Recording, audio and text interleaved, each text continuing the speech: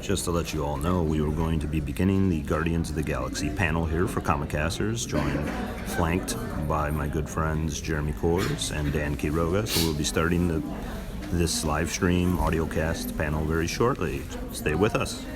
So I don't know, you think just begin and if she shows up? Yeah. I mean, she's a busy artist. Yeah. I mean, let's just give her that much leeway. Yeah. Just in case. It is 4:30 on the dot? 4:27. 4:27. You got 4:33. Yeah. Okay, I think we are going to begin the panel. If our last panelist, April Reyna, does show up, we'll obviously welcome her on stage. We look forward to hearing from her as well. She is pretty busy downstairs, so it might be possible she could come in late. Just want to introduce myself. I am MC Brown, the host of Comicasters, Comicasters, the shirt says here, on Twitter, Instagram, Facebook.com/Comicasters as well. YouTube channel is Comicasters if you search it. Right now, we're doing a live audio cast, so if you do want to listen to this panel back, it will be available on the YouTube Comicasters page. So I want to thank you all for joining us, and I'm going to let my two esteemed co-panelists introduce themselves here. I'm Dan Quiroga, former online journalist with Comic Book Therapy. I've done various topics throughout the geek entertainment world, features on everything from Walking Dead, Supernatural to Star Wars, DC, and Marvel. And it's a great pleasure to be here to entertain you folks and inform you on all the latest happenings in DC Marvel universe. I am Jeremy Kors. I am an artist. I have a booth downstairs, AA210. If you guys want to come see me after the panel. And I'm just a Guardians of the Galaxy fan, so I'm excited to talk Guardians today. And as an incentive to stay to the end, there will be a trivia prize at the end that Jeremy so graciously brought us here. This beautiful print, straight from Jeremy. It will be a massive trivia question at the end, which Jeremy will give to you all, and stick around, and it will be the end of the panel. So we want to thank you all for joining us here, and we're going to discuss the Guardians of the Galaxy franchise. And would you guys, let's get a consensus, who enjoyed the sequel? Yeah. Pretty most of the room, which is good. So we're going to discuss it. What did you guys like about the sequel? Let's go right off the bat. Baby Groot? Yeah, that's always a popular choice. Yeah. They're popping, y'all. We were waiting for that. Everybody got a kick out of seeing Sylvester Stallone as the leader of the Raiders. The Ravagers? Ravagers. Yes. Yeah. I might be the naysayer on it. I did not enjoy it as much as the first one. I'll let Jeremy and Dan speak for themselves. I thought the comedy maybe was a little too forced at times. It just kind of seemed a little empty in certain areas. Like the skin of the old movie was there, but not the soul of it. So I might be in the minority of it, but that was me. Drax seemed kind of forced and stuff too, but it did have its moments. I don't know. It's hard not to like Baby Groot, and I love Rocket, so I didn't hate the movie. I just, maybe my expectations may have been a little bit higher than it could fulfill, I guess. What'd you think, Jeremy?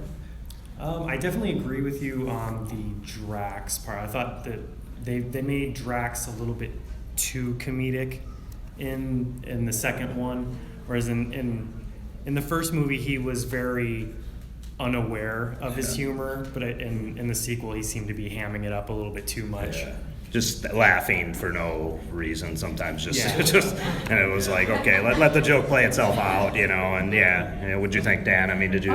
They were making more of the comic relief. I think it was a way of opening him out, because if you actually know that Drax is by nature, at least in the comic lore, he's a pretty dark character, very powerful character, and I think Disney, I don't know, it's the wisdom behind Marvel, they decided to go a more commercial route with the character and make him a little more lighthearted for the whole movie franchise. That may be what was their game, because some of these characters, in fact, Groot's not a particularly friendly character in the comic when he was first started by Stan Lee. He was actually a very foreboding creature who would periodically pluck humans in abduction for experimentation.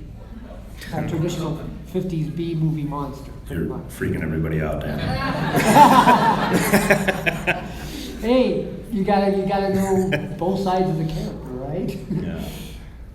Yeah, I think one of the things that we've talked about, both Dan and myself in previous panels, just talking about the villains in the series from a lot of the Marvel movies and stuff too. And the villains to me in this movie weren't quite as strong as the first one, which, maybe Ego didn't live up to what I thought he was going to be. But I liked Nebula, I liked Ronan from the first one. I just think on this one, and we've talked about it with Thor's sequel as well, but I think, Thor I have a good feeling Thor will bounce back with his third movie, and I'm hoping that Guardians will too. If their next appearance is, with Infinity War and Thanos, I don't see that being a problem. But the villains have got to be strong. You got to have, I love Kurt Russell, I just wasn't feeling the Living Planet Ego, maybe as the adversary for the Guardians in this one. But I love the first one, and we'll talk about that as well, just favorite moments from the franchise. So I think I loved it so much, it was hard to meet maybe its expectations for me personally.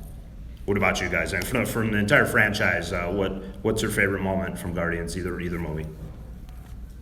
Personally, I think my favorite moment was like when Ego tells Star-Lord that he's the one that killed his mom. Yeah. And just the reaction to that, because I think a lot of times in film and in like TV shows, when an event like that happens, the character all of a sudden goes into like this dialogue, oh, I can't believe you did that. But I think that reaction was just so real. Yeah. And that's something that's like, I would probably do that. Yeah. Something like that. That maybe didn't maybe fully agree with going that direction that he killed her, but yeah, I agree with you. That's exactly how you would expect Star-Lord to react, so at least they got that right as well. I like Welcome to April. I like how they brought the relationship a little bit closer between Yondu and Star-Lord. Yeah, I Very agree. Yeah, heartwarming. I did enjoy that. Very heartwarming toward the end, but it kind of was like, oh my gosh, you wanted to cry when he was like giving himself up Yeah, to save Peter. yeah, that was good. That was Mhm. good. I definitely thought that was the strongest, emotional, part of the movie. Yeah, where the relationship with Ego failed. You've seen the bond between Yondu and him. Yeah, it was good Yeah. stuff. Yeah. Let April get settled. You in the back. Go ahead. For me, besides Yondu and his relationship building, for me, the whole artistry of going through the Ravagers thing and seeing that arrow just take Oh, yeah. everything out, that to me was just like, wow. Impressive scene. Yeah. Impressive. Yeah, definitely. All the way in the back. Go ahead. One of my favorite moments is the scene where Drew has to go get Jan. Wrong thing, especially when he brings the rat. I think that's the best. You had. Go ahead. I liked the connection between Yondu and Rocket, believe it or not. How they were kind of like the same people, and it was kind of heartbreaking that Rocket never really had a mentor besides that for the 20 minutes that they made that connection. And then they killed him off immediately afterwards, which was kind of sad. I know, yeah, that was disappointing too, because I think he was one of the few characters I really enjoyed in the film. That he got more screen time, and then of course he met his fate. Go ahead. Being older, I like kind of the look at the original, their take on the original Guardians of the Galaxy and how they kind of did that at the end. Stallone and some of the other characters. It'd be interesting to see if they utilize them all going forward. Yeah. That was the first Guardians of the Galaxy I read. Yeah. Was those characters. The 3000. Starhawk and Yeah. 27.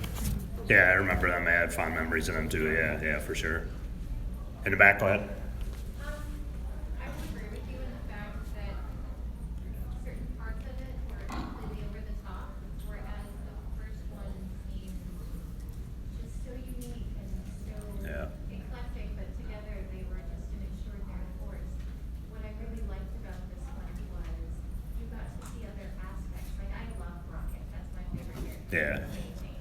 But you got to see the softer side of him, not just when he's being kind to Bruce and he's the only one that really understands him, but you got to see other aspects of it, and even a not as fantastic Guardians of the Galaxy is still better than most movies that I unfortunately have to go see with my kids sometimes. Did love the scene in the forest. That was definitely, Yes. it's hard not to love that. The Rocket's prankery, you Yeah. know, in the forest was, you needed occasional bursts of laughter there. Exactly, but I love the music. The music was fantastic, and I really didn't think that would happen twice. Yeah, yeah. One thing in particular, did anybody find a little tongue-in-cheek hilarious about the way the Sovereign, like video game arcadeably, like tried to attack? It was just like an '80s video arcade flashback. Pew, pew, pew. Why don't I let our last panelist, April, introduce herself to the crowd here. Hi everybody, I'm April. I am over at Artist Alley 118, 120. I apologize, they moved me in the program, so I got an upgrade on a table and I couldn't pass it up. I guess I should state why I'm valid for this panel, as I'm an artist and I was on the Guardians of the Galaxy sketch card set. Oh my gosh, you guys, I did a professional set with Marvel. So that was kind of a highlight for me. Oh my gosh, I was a huge fan of Nebula. I love her look. And I about died when I found out that she was here. And then I realized that I had already drawn my artist proofs. And she's not on there, so I died a little inside. But that's okay, it's okay. Anyway, yeah, like, What did you think of the movie? Okay, What was so your thoughts? I have a toddler and I haven't seen the second one, but I do love the first.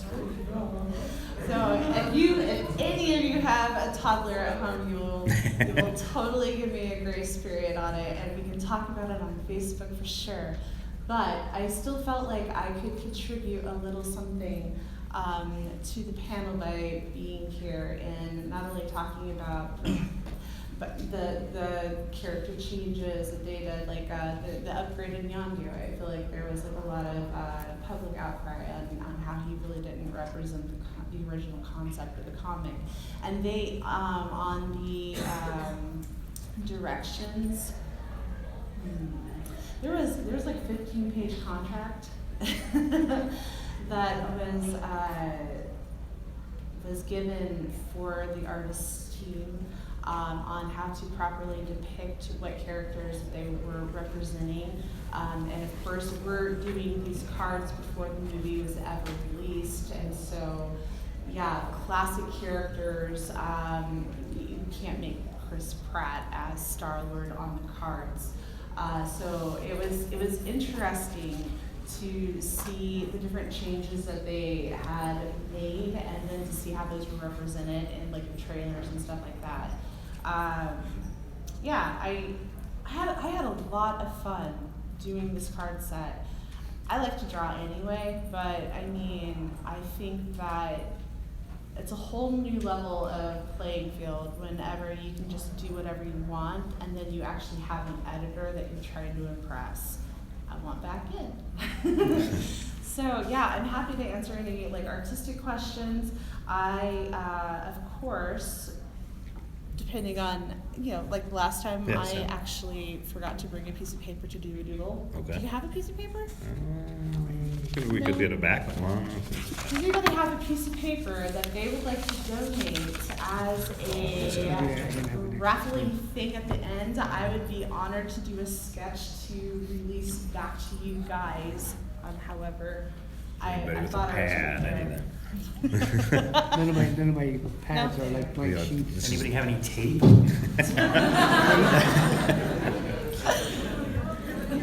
So we talked about a lot of stuff that people did enjoy from the movie, and I know I have some thoughts on the movie myself. But is there anything like is there anything you didn't like from the movie, or something you would like to see going forward from the franchise? Maybe not explored as much. It was kind of like a general, like not really to Guardians of the Galaxy, general, it was Guardians of the Galaxy. Yeah. Watching the first one, it was funny, but it wasn't pitched as a comedy movie. Yeah. So, but they made it funny in the sense where it was enjoyable and the jokes were good. Yeah. And then I feel like after the success of the first one, they amplified that comedy factor in the second one. And I'm also seeing like hints Yeah. and Thor Ragnarok. So I'm Yeah. a little bit worried that all the Marvel movies and DC comics are gonna follow the template that Guardians of the Galaxy made, but they're not really gonna do the new Guardians of the Galaxy anymore, and there's not gonna be like cool action. It's gonna be overcome by comics. Yeah, there's a problem with when Hollywood gets a hold of like the trend and then they run with it, and that's their basically their mandate, and that's where I think a lot of we're all comic book fans, we're all comic book movie fans. When they get onto the mandate, that's what I think the problem is. Like people think, okay, we got to have more humor now in a DC movie, so Justice League's got to have witty quips and stuff. Oh, we need to add that in Thor. We had to add that in the music to Thor, like Guardians of the Galaxy. It's a slippery slope. If you go too funny in some of these, for me personally, I want them to take themselves seriously. I don't mind if it's a little too serious because at least you're not treating it as a joke. I mean, I've read it, comics virtually my whole life, and I don't want them to be taken as a joke. I think they're pulling it from a schematic from, what the lessons that they're learning from the success of their products from DCAU and Marvel AU, the animated universes for Marvel and DC. They're loaded with all kinds of comical quips, twists, and references, and it's a formula that works, and sadly, that's what they go for because it's going to hit the audience with more mass appeal. That's the problem. There was a buzz, I think, around the first Guardians, though, that really took off, and there was a charm around the first movie that really was infectious. And I think what she's saying too is if they all try to make you can't make all the movies like Guardians. It's got to be unique, and the problem is if you try to do that, the movies got to be their own movies. Guardians has got to be Guardians and let it. Yeah, I'm just saying that. that's probably why they're doing that, and it's it's proving successful, but it's going to get saturated. Yeah, she's right. Definitely. Go ahead. I think for Marvel fans who don't necessarily read a lot of comic books, it was a sleeper movie. Yeah. A lot of people didn't know about Guardians of the Galaxy until it came out. Yeah. And when it came out, it just blew people's minds. They loved the sarcasm in it. They loved the character development. So I think after that first movie, their expectations were so high that when this one came out, like you said, they tried to fill it with too much stuff. They almost tried to fill it with too many characters and too much, comic, and it just kind of let a lot of people down. While it was still good, I still liked it. Yeah. It wasn't as good as the first. Yeah, I think some of the stuff's all over the place. I mean, I enjoyed Nebula so much, and the villainous side. I didn't want to see her hugging Gamora. I mean, I know they had the humor around it, and that's how it evolved in their relationship. I think I would rather have just keep her on one side, but that's just me because I enjoyed her as the villain so much, and you can't stack the one side, you got to have good adversaries for him that, and that to me I think didn't work, but, But did you notice also that there just seemed to be a theme of reconciliation? Yeah. Because Yondu and Peter were coming a little apart like this toward the end of the first movie. Like, I hated being around you, you're driving me crazy, I want to be with my new group now. That was the mode of thought at the end of the first movie, and now we're reconciled, realizing that he was being a tough love father, and it was like, and then you got the same thing with Gamora and Nebula doing their own little making up there, and it's like, I think it was just, they wanted to go with that. Well, Gamora hugged her, Nebula didn't really. Yeah, and she was like, yeah. Awkward hug. yeah. Do you have a question here? Well, I was just going to kind of go with what you were saying earlier, or just a little bit ago. For me, I like both movies, but in the first one, I kind of struggled with what made Peter so special. Yeah. And then in the second one, it was like I was disappointed with what made him so special in the process that made him so. Yeah, to son of a planet. Yeah, I think in the kind of Oddly enough. yeah, it's an odd phrase to say, right?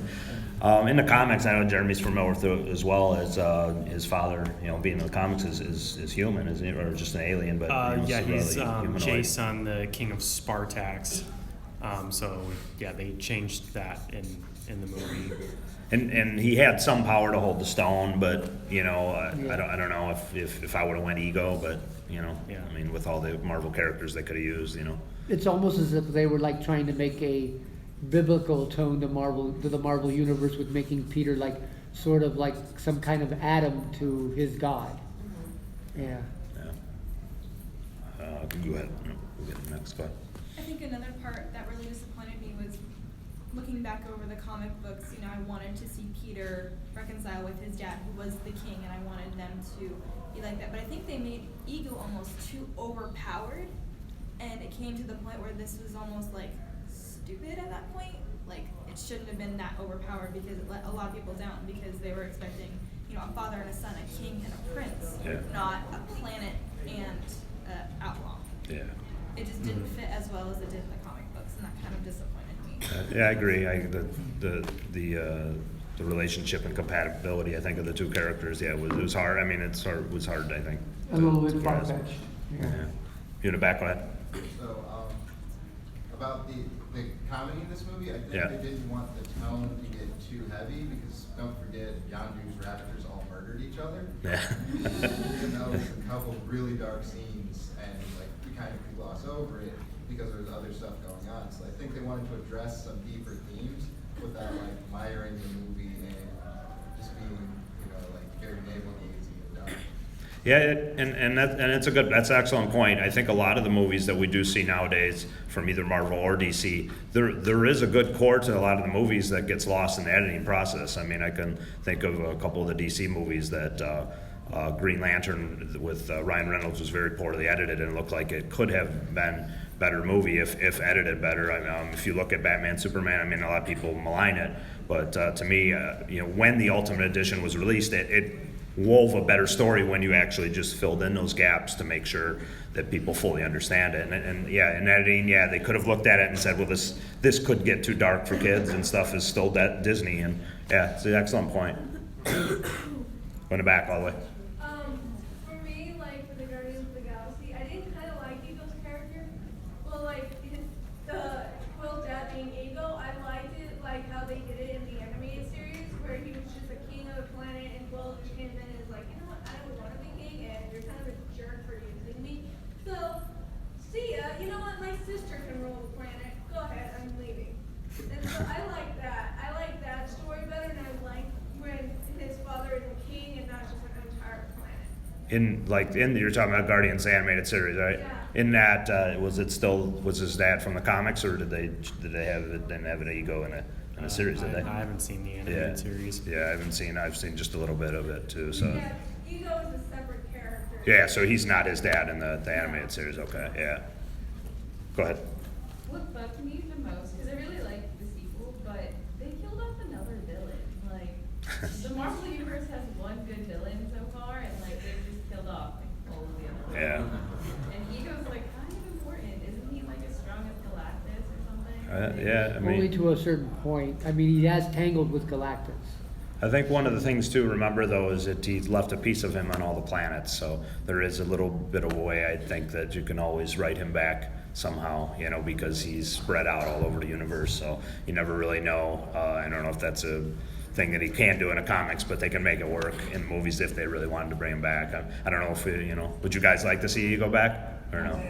Yeah. I agree. The thing of it is that he's also tangled again with Galactus. He's even, actually the weirdest part is he's actually allied with Thor in a lot of earlier stuff too. So, I mean, the combinations are endless of where you could place Ego back in the system. When you talk about, I mean, I wish Disney could get the rights to Fantastic Four back, but when you're talking like villains that has failed in the movies, that you start with Doctor Doom, because we have not gotten the Doctor Doom that we need to get in in any cinematic universe, and until you can get Doctor Doom right, arguably one of the greatest villains of all time, you know, they're failing in that sense. I know that's not Disney's fault, but if somehow they can get all the Fantastic Four, you can make Doctor Doom a villain over, you know, multiple franchises, just like they're trying to do with Thanos, and Doom, if done right, would really help, I think, the Marvel Cinematic Universe for sure. Go ahead. Involving the Marvel villains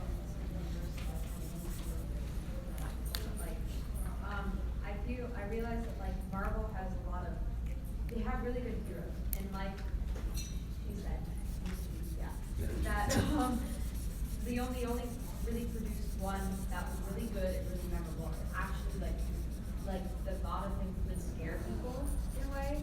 And I know that DC is a little bit more talented in the sense that they can create a good villain. Yeah. It scares you and like you understand why he's doing what he's doing. And Doctor Doom is supposed to have all these like basically do anything with the power of the mind. Yeah. And the fact that in the Fantastic Four movies, they killed off in like the first 30 minutes of the screen. And I thought it was absolutely ridiculous that you have awesome villains that do anything, kill off 30 minutes of screen time. That doesn't make any sense. Yeah. No, just I think what you lose in him is, yeah, go ahead, Dan. Yeah, I mean, well, yeah, I agree completely, because you're talking about a character. If you really read into Victor Von Doom, he is probably one of the most tragic characters of any Marvel character in the Marvel Universe. He even goes beyond what Reed Richards or any of the Fantastic Four have been through in their own beginnings. Even, I mean, other characters, his barely even, I mean, Bruce's is tragic, Bruce Banner's, I mean, Doom tops him too.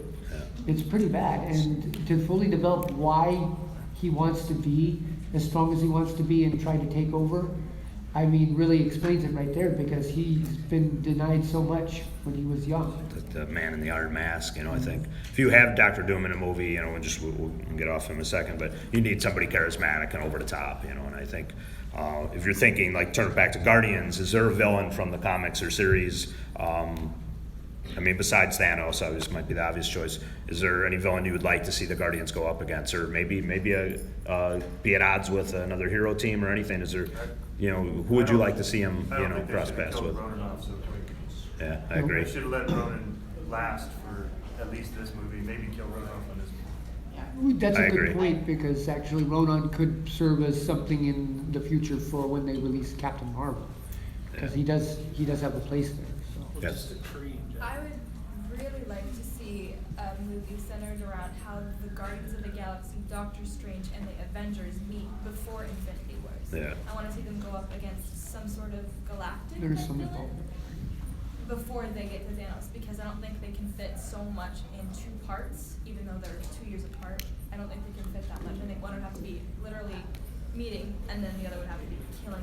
They've changed the title of the second one too, so I don't, not 100% sure of what their plan is to go with, like, because one is Infinity War and they have an untitled, the second one is now untitled, so I'm not sure if they even have it branded to necessarily be that same continuation, or if it's just going to be a different title to kind of tell people, hey, this is a different film, but it's not their plan now, unfortunately. They've split away from the 2-part idea for now. What villain would you like to see? What do you think? I mean, you've read a lot of Guardian comics. Who in the comics you've seen that you would like them to cross paths, or just maybe even charismatic anti-hero? And Oh, well, you've taken Thanos off the table. I would say, you know, if anything, maybe not necessarily hero or villain or anti-hero, but just maybe, you know, allying or even just appearing as part of the story. Bringing back the Silver Surfer in some type of form would be good. as long as you could bring back Lawrence Fishburne's voice for him. Yes. I totally agree with that. Best part of Fantastic Four, too. Go ahead. I think one of the best ones is Loki. Yes. So since Thor seems to be like brought up in the Guardians of the Galaxy set, maybe they could, you know, 'cause Loki is not so much overpowering, but so clever. He could probably outsmart them all. I think, and they only have him very. I think he's, because if you look at the end of the Thor, and we talked about this Thor panel, I think Loki's probably a bigger part of Thor than that they're giving away in the trailer. I think he's being the god of mischief. He's behind a lot of stuff, and I think you're going to see him probably shine in the Thor movie. You don't really see him too much in the trailer, and I think that's by design. Could he be, you know, involved with Thanos when he gets to Infinity War? It's a good chance, because he's, you know, I don't see Loki going away, thankfully. Right here, go ahead. I've been really hoping to see Nova come in and Yes. mix with Guardians. Yeah, Nova, that's been speculated, actually Richard Rider, right? Or are you talking about Sam? Or both? Yeah, I guess both. Yeah. Yeah, no, I agree. I'd like to see too. I don't know if I think the rights, I think they have the rights to any of the Novas. They should be able to bring them in. I mean, we had it jotted down. I mean, she's been a big part of the comic, and we talked about not too many people were keen on seeing her in Thor, even though she was revealed as a sister. But what about Angela? Would you guys like to see her come into the Guardians? I know she's been a part of the comic. You know, Angela and I don't know about the fit, because I mean, we've read more, but Agent Venom is also been Right. regarded. Yeah, Agent Venom was really cool. Like, I'd love to see Angela in the movies. I love the dynamic between her and Gamora, and when they go on their killing sprees and they just have a blast together. That'd probably be cool to see in in film. It would be amazing. Anybody else? In back, you go ahead. I would like if they could get the rights to him, like Deadpool, just to have that force of chaos thrown in there. Yeah. I don't know if you're going to see probably Fox release him anytime soon. You go ahead. I would love to see Kitty Pryde. I would love to see Star-Lord with his like wife to be. Even though like they've shipped Gamora and him together, I would love to see Kitty Pryde there. Have to be a trade between Marvel and Fox to pull that off. I don't know. Depends if one of the franchises wants somebody bad enough to do that trade. You never know. You go ahead. Oh, if we're going to go into getting characters back, I'd like to see them branch out to the other races in space. The Kree, the Skrulls, the Shi'ar. I mean, there's so many, there's such a diverse galactic, collective out there. They barely touched on the Collector, the Grandmasters, and Thor. So they've got the nucleus there for all these different characters and villains. But How about even going as far as hitting, closer to the more of Earth and then working with Sword? yeah, Yeah. and something like that. I mean, just somewhere to start. I mean, with the whole galactic push that it seems like they want to do after Infinity War. I thought they took him a long time to establish him. I forget what his fate is now in the comic, because I'd only read a couple of the main stories with him. But I always liked Vulcan, how they developed him, and I know he became involved later, and so I don't know if he's been killed off, but he's probably got the rights with the X-Men because the mutant heritage. But yeah, I would love to see him in there because I thought they elevated. You have the Shi'ar, you have the Brood, you have those galactic enemies that you can throw anywhere. Really. That's why I would love to have seen him, up against something more than just Planet Man, Right. Yeah, thought that would have been a bigger threat to him, And they got that with the trade with X-Men, which I thought, here we go for a character from Fox. I mean, there's so much. I know, yeah, It's like ego. trade for ego, yeah, I know. I mean, they have their vision and they wanted ego, and they made it work, I guess. But On the subject of a good villain, I think they should have kept Nebula as the villain for this one, because she did seem so angry. She could have made an amazing villain, even after they killed off what's his name? The blue guy. Ronan. Yeah. They're- She was angry after that, and I would have liked to see her, instead of just suddenly make up with all the Guardians, just to really come back with a hatred, and then maybe, In the first movie, she ripped off her own arm. Yeah. I mean, that shows a level of commitment, doesn't that? The problem with that is, they looked like they were going that direction. She had basically hijacked the Ravager ship. So if they were going right after him, and it would have had more of a purpose, like her leading the Ravagers to attack them all. And she just kind of she had her own mission just straight up on Gamora. But yeah, I would have loved to have seen that more than, the kind of wishy-washiness they did. Or even on the subject of Astrials, they could have brought in Dormammu for the next Guardians, and maybe tie in some part of Doctor Strange. Only so much as the fact that he asked him to banish himself from, at least the Earth part of the, the dimension there. But it would have helped start to draw in the Guardians and the Earth Marvel series. I think just because of the less notable Doctor Strange villains, I think, you'd really have to have him cross over with them to do that, but then you're kind of taken away. Because he was really, I think, one of the problems for me with Doctor Strange is Dormammu was just a very small part of the end of that, and he just didn't have I forget who the villain's name was that was, chasing Doctor Strange throughout the film till the end. But I felt like my favorite part of his movie is Doctor Strange's face off with Dormammu, and that was also lacking in quality villain, I think. Right here, go ahead.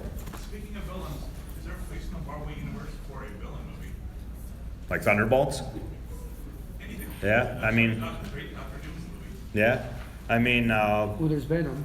I think if we talked about this last panel, I think if they could get the rights to Norman Osborn, which, depending on, probably with Spider-Man, probably unlikely, but if they could get a crossover, they could use Norman Osborn and maybe crossover Dark Avengers. I'd love to see that, or have him leading the Thunderbolts, and he would up the threat, being the Lex Luthor, as we talked about yesterday, of the Marvel Universe. He would definitely be able to orchestrate a lot of chaos. Well, here's the thing with Sony's flexibility with doing what they want with the rights they have. They could actually MCU retcon Norman Osborn into being the leader of the Sinister Six, for all you know. Yeah. Yeah, I mean, It's a there's lot so of many stuff that could they be could thrown do. around. Go ahead. It's a kind of sideways way to do it. Now the Guardians villains like destroy the planet, destroy the galaxy.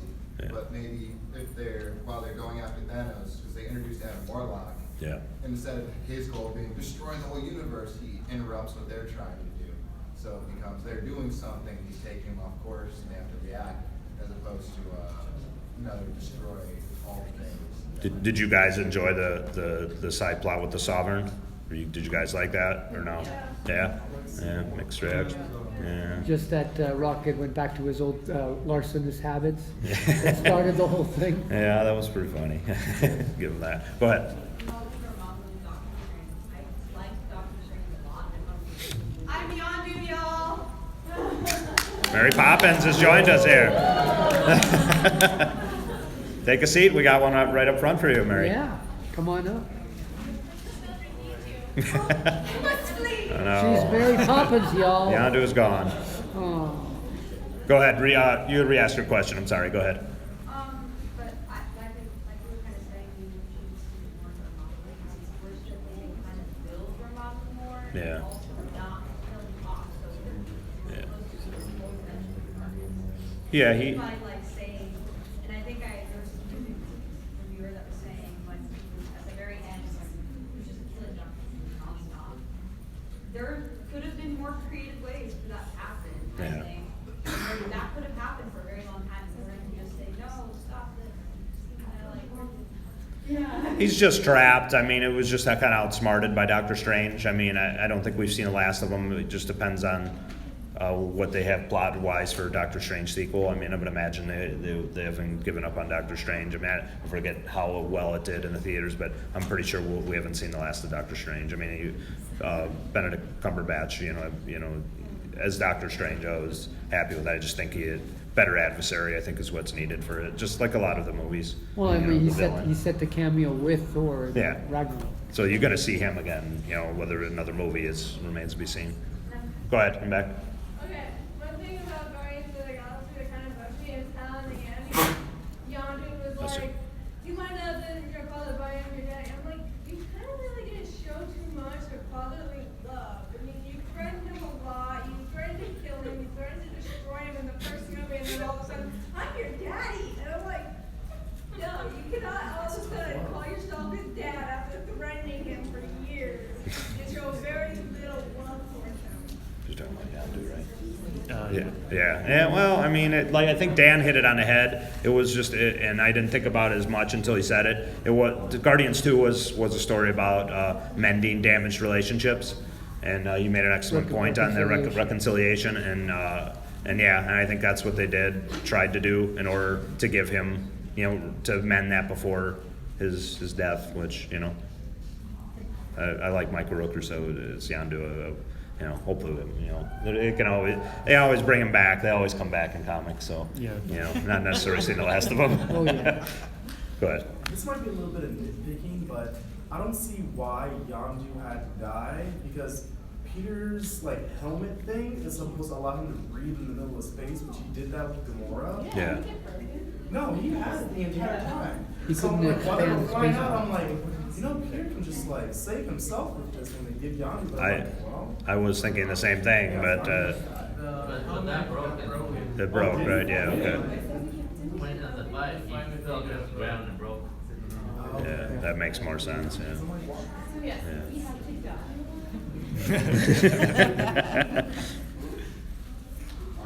die. So let's discuss some of the newer cast members for the movie. I mean, we added Sylvester Stallone to the Ravagers. How many enjoyed his role in the film?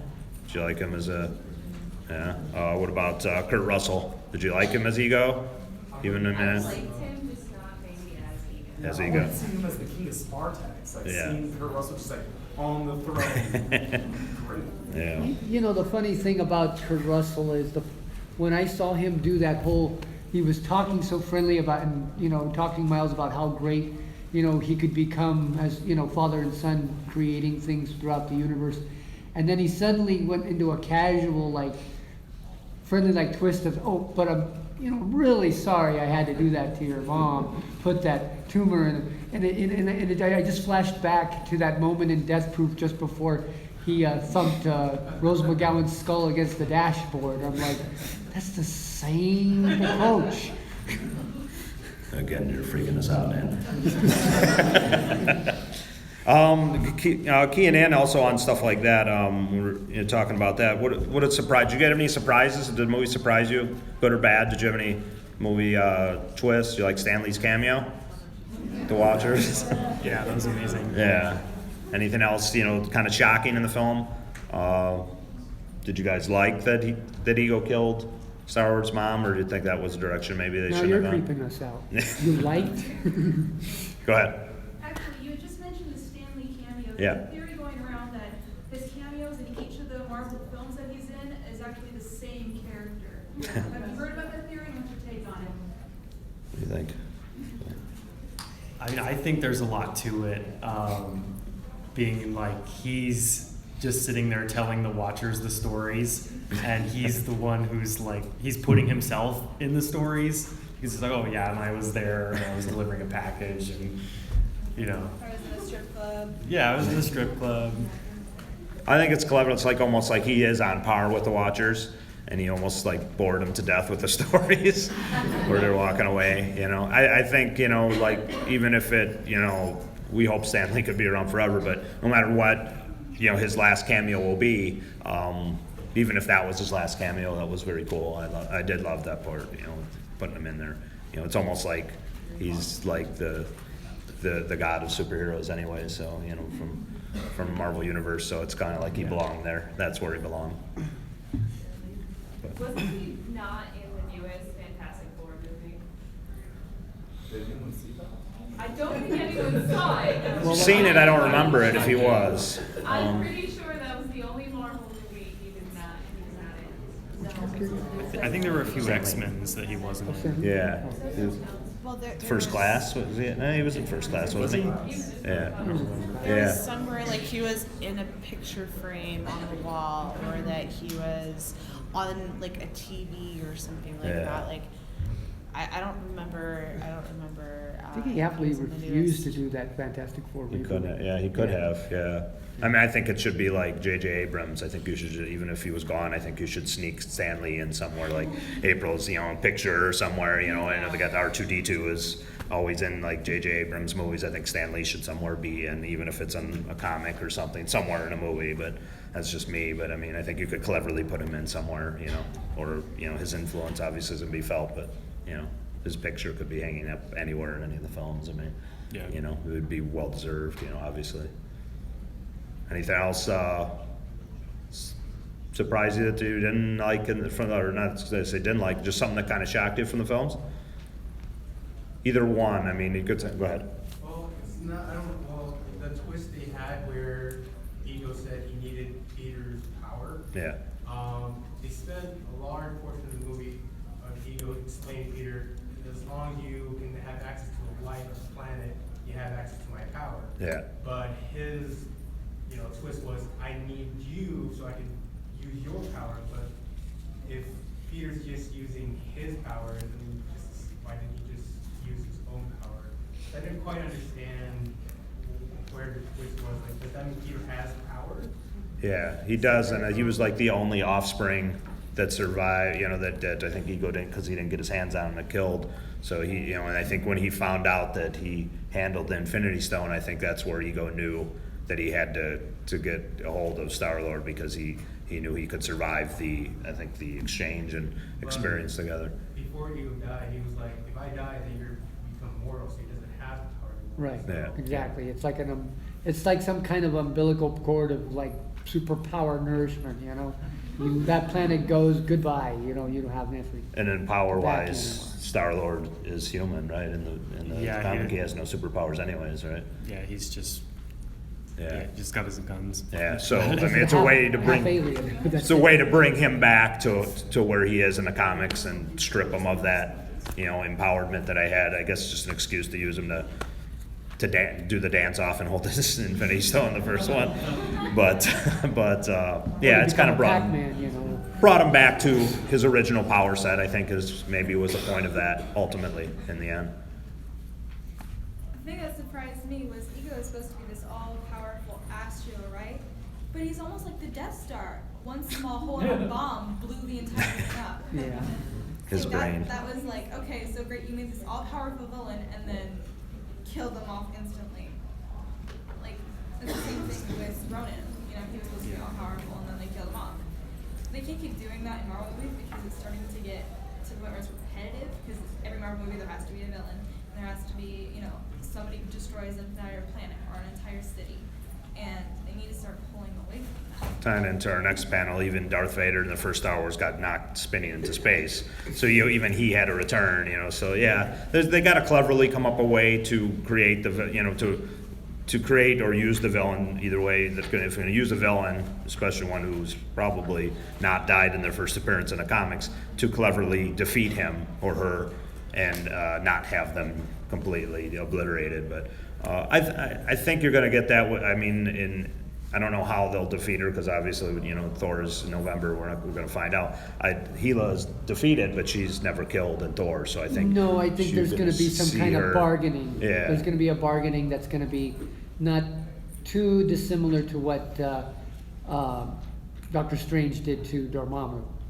To get her to back off. The one thing I realized after when I was done watching this in the theater and I had finished watching the movie, and I said to myself, thinking about Thor and, you know, his upcoming villains and his movie, I said, well, this I think makes me more excited for Thor because I think they have higher stakes in it. And when you build the villain up and or you set that table, and we talked about this for both day, you know, it's the third day of panels. When you build the villain up and make the heroes fight from underneath, you know, it creates the higher stakes that they have to overcome, and it builds a better character, builds a better villain. That, you know, and you need a good villain. You look at all the great comic book movies as a great villain. I mean, at the top of the list for me is The Dark Knight. That's because it's a Joker movie. It's, you know, and it's predominantly the Joker carries that film. And you look at all the great, you know, films that are in there is carried by a great villain. And Still, it's on the matter of the execution. You have to remember too, because Iron Man 3 tried to do that with Kildren Aldrich and Tony Stark, and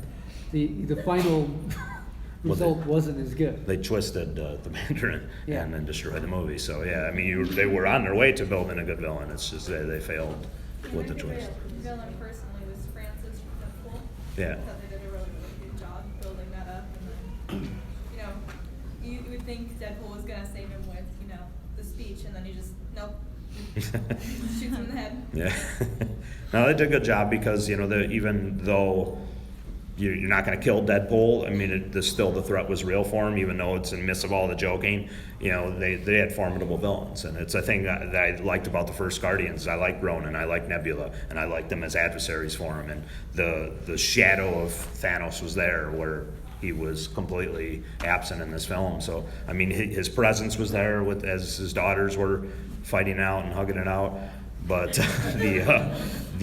his presence was not, you know, in the film not nearly enough as it needed to be. And then you had two different, you know, groups of adversaries, you know, that the Guardians had to deal with. And it's just, to me, a charismatic villain that's carrying their end is going to help the heroes, and it's going to help the film in general in the end. Go ahead. It kind of made me mad how they had Groot grow up so fast. Like, he's a teenager by the end of the movie. It's like, I wanted to see more baby Groot. Rebellious teenager. Well, he got out of the pot from the first one, so there's a little progress, I guess, between movies. Let's see. From a Guardians 3, you just looking back at the first two movies, is there something from the first one or something they started here in the second one that you want to see more of, that you want them to expand on going forward? Something maybe they did miss from the first one that you want to see in a third? The Kree, Supreme Intelligence. The Kree. There. Yeah. Start bringing these other races to play. Yeah. We already brought, Nova, the whole planet, everybody there. Bringing the Nova Corps back. Yeah. From this run, their first one, do you have something that you enjoyed, maybe that from the first one you'd like to see them kind of revisit or bring them more to the forefront? Maybe they got away from the second one. April, from the first one. Have you seen the first one? What did you enjoy about so much of the first one that you would like to see them continue? You know, I really enjoyed like the that mining head thing, like what was it was the nowhere, and it's just really interesting because one, it's out in the middle of nowhere. I really enjoy stories that are based a little bit away from the Earth aspect. Like Firefly, for instance, it's out on the brink, it's out on the edge, and you don't have things handed to you. You have to scrap, you have to fight, you have to improvise. Those things make really diverse characters. And I thought that was like a highlight of the first movie because, well, they met the Collector. You got to see the Easter eggs with like Howard the Duck and Cosmo and stuff like that. And I was sitting there going, oh, this makes me want to do a little more research on what's going on. Those kinds of things really interest me. And, you know, I find a lot of value because it introduces me to something I didn't know, and then I go back to do research so that I can, well, properly represent those characters. It's all in the details. With art, it's always in the details, because you can just draw a pretty face and be like, okay, well, if you add a star, it's going to be Wonder Woman. If you add green paint, it's going to be Gamora. Like, what's in a face? But then you start to add like particulars to like make them unique, like the tattooing or something, then all of a sudden, like, oh no, that's distinctly, whoever it needs to be. By the way, fantastic face painting. So anywho, I would like to see them be a little more scrappy. I'd like to see them try to like really dig in, and if they're gonna CGI stuff, like really make it fanciful. I have always wanted to do cosmetology or like cosmonauts. Yeah. Not hair. Out space. You mentioned one character that in Howard the Duck. What did you guys think? Do you want to see more Howard the Duck? And no, or are we getting just enough Howard the Duck? He needs to at least be in the third movie. Just like again, just sit around drinking, maybe it's another space prostitute. Like. Well, we had mentioned, I think, the previous day. Flashback material to how Rocket met Groot. Yeah. We mentioned at one of the panels yesterday that a Groot Rocket spinoff could really use Howard the Duck probably more in a situation like that, using those characters and where Howard the Duck probably would fit in a more prominent role there. I think in the Infinity Wars, somehow there's got to be the relationship between Agents of S.H.I.E.L.D. and Guardians of the Galaxy and Thor and Iron Man and all that. It's going to be interesting to see how that plays out because the Kree is a big part of Agents of S.H.I.E.L.D. Yeah. There's Kree alien body part in Phil Coulson, and it's going to be kind of interesting to see in the stone how And it would also branch in, like I was that mentioning out. with him, Sword too. Sword would take a part in that too. Well, and they're introducing Captain Marvel too, same thing. Yeah. Captain Marvel. Yeah, I think it's, we had looked it up yesterday, so Infinity War, I think, will be your introduction to Captain Marvel, which hopefully, if done, the writing is done as it should be, it'll be a nice segue perfectly into her own film. I didn't know they loved Captain Marvel as much next door. But they did a good job in Civil War of introducing Spider-Man. Yeah. Black Panther without a movie first. I think that's going to be perfectly. You write Carol Danvers the way she needs to be written, and and show her, pardon my language, kicking ass. She's gonna go right into that her solo film segue perfectly like she should be. I personally like to see the Collector come back. Oh yeah. Put him in with the Infinity Wars. Have him be on.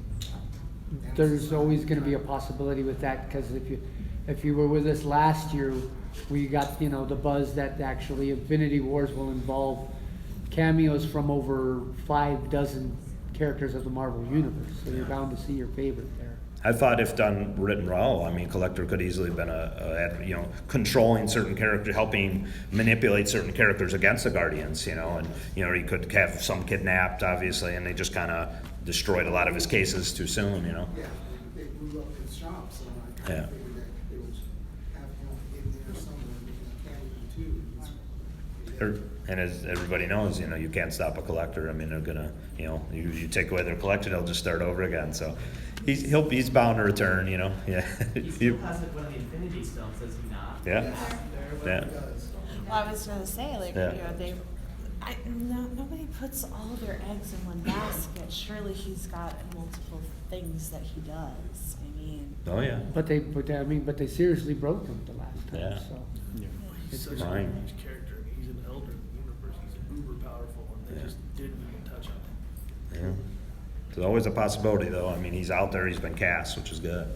Before we get to trivia, we're just going to leave a final fan forum for you guys. If you guys have any questions for us about Guardians or going forward, this is your chance to ask and engage. If you got anything that you want to ask before we wrap it up with get to the trivia, anything about the franchise. Marvel, yeah, go ahead. Are you guys happy that they're introducing Adam Warlock, or is it just an easy out for them? I like him. I think it'll be interesting how they use him and stuff too. Obviously, I think you know you built in a storyline for the third one, you know, for sure. I mean, he's arguably one, you know, for longtime readers, one of the most notable cosmic characters out there, you know. So I'm excited. I know that we don't really talk about it, but the X-Men will never really get to be part of the Marvel Universe because of the Fox rights. What do you think about that? Do you wish they could be in the Marvel Cinematic Universe like they were supposed to be? Just, I mean, a trade, I think, is really the only thing. I mean, maybe if something was oversaturated, like let's use not even necessarily Hugh Jackman, but maybe it could work. But if they went the direction of using X-23 as Wolverine, well, now you have Logan off the table. Could they reach a trade where they could use him and then introduce him in Avengers? I mean, he is an event. You know, he has been an Avenger. I know he's Old Man Logan now, but that's certainly a possibility that for a character off the table. The thing of it is if the market goes low for X-Men, that they might seek to make an alliance just the same as Sony did to bring back Spider-Man. So that's always a possibility. On an artistic level, like I know with the Hulk, they wouldn't let you draw the Hulk by itself, but you could put him in with the Avengers themselves, and so paired in a group, he was allowed to be, but by himself not. So Yeah, Hulk can't be in his own movie right now due to I think the rights with Universal. I wonder if they would allow like those characters to be a part of that group, because you know that solidifies like the Avengers, for instance. I think it's just too many big studios at stake to maybe combine them against each other, unless, like Dan said, the well ran dry. But I think you might see more characters individually maybe get traded, and you know, somebody wants something from one another from the Marvel Universe because they're spread out now, and I think we'll see more of that going forward. If the studios can work together in a smaller scale, at least we can get some of those crossovers. And Disney will just buy everybody else anyways. Yeah. Eventually, yes. Go ahead and back. I'm personally curious between like the relationship of Groot from the first movie and Groot from the second movie, like because Groot from the second movie is such like a different personality than him from the first movie. So I'm just wondering if it's like if it's actually Groot and he has the memories, or if it's more like a son because you know it grew from him. What do you think? What's your thoughts on it?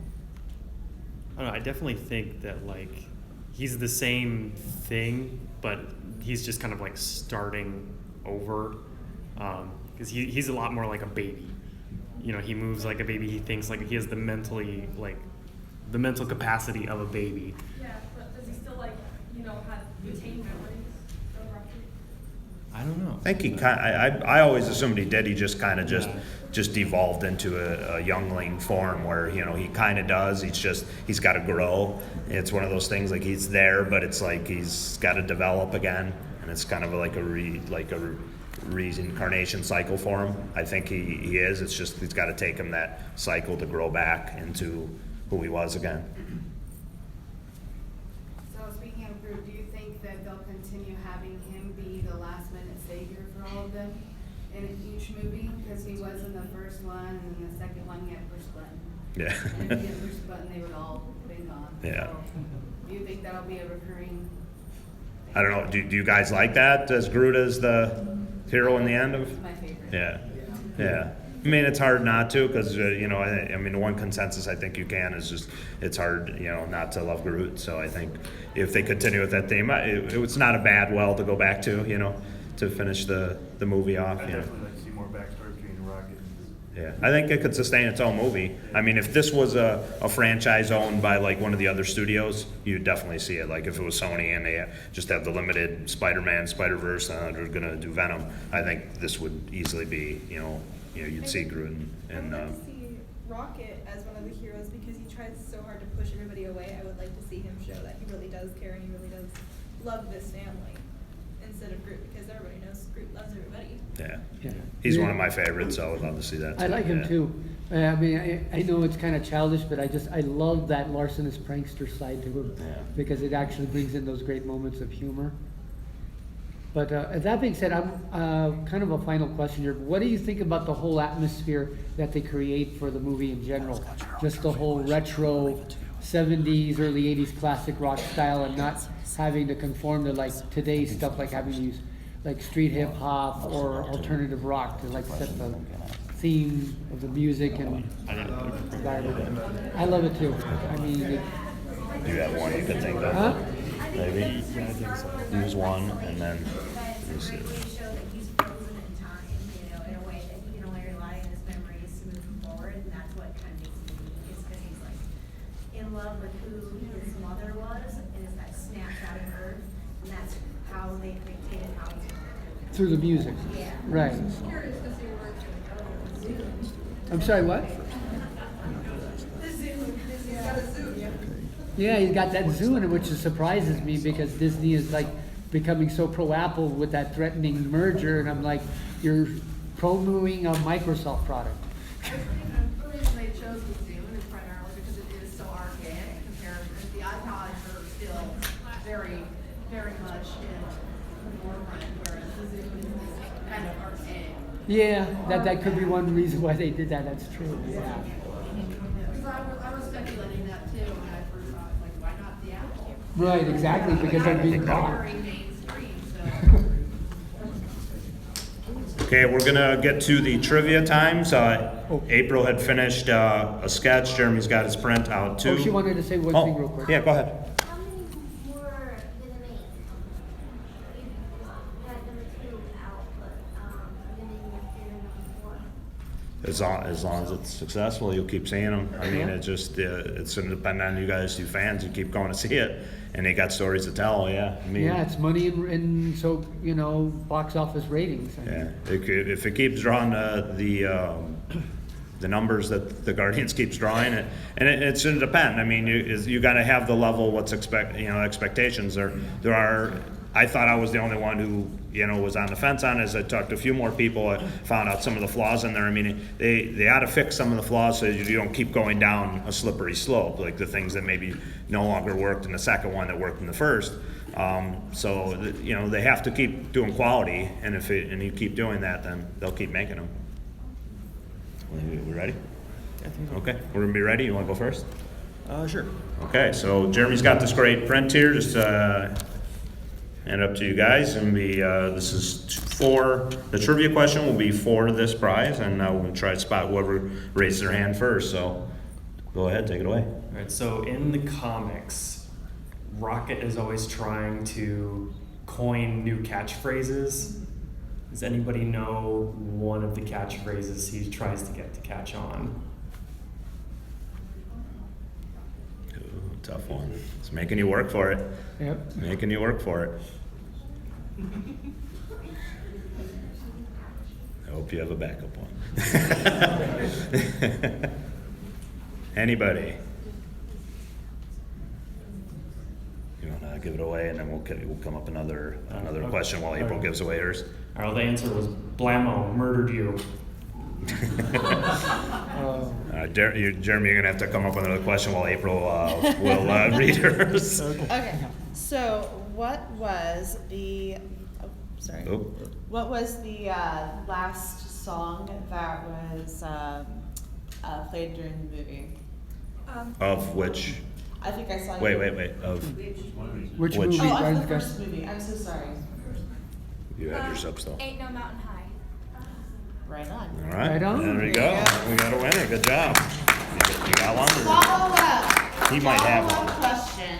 It's up Not to- question, but follow-up suggestion. Oh, and then- I will give away Yeah. It's up to you, my unless artist you- proofs. Somebody will karaoke it for me. Couple bucks. I saw you with that thing. Ain't no mountain high enough. There you go. Good job. We're just gonna throw one out there. Are you okay with that? What was the first Here's the song? question for Jeremy's print. Dan is gonna ask this trivia one, so this is still gonna be for his print. It's gonna be from Dan. It's always about the music, like I was saying earlier. So, what was the first song played at the beginning where Peter puts on his headphones and tries to zone out? My great uncles actually wrote that song. It's from Redbone. It's Come Get Your Love. No? When he puts the headphones. It's before that. Oh, when he's a kid. When he's a Mac, go ahead. Darn it. You're very welcome. No. Anybody, without Googling? Is it hooked on a feeling? No. Right. All right, good job. There you go. Good job, come get it. And as we're gonna wrap up, just real quick, Jeremy, why don't you plug where you're at, and April as well, and just let you know where you can find these fine folks downstairs. I'm going to be downstairs in the downstairs exhibitor hall, Artist Alley, booth AA 210. And April? And I'm over in the Artist Alley in room, AA 118, 120. And I do have this card for anybody who wants one. And if you want to listen to this podcast, Comicasters on YouTube, look it up, just do a search. Please subscribe, and this will be an audio cast, and you'll be able to hear yourselves and listen to it again if you want to. So thank you all for joining us. And thank you guys.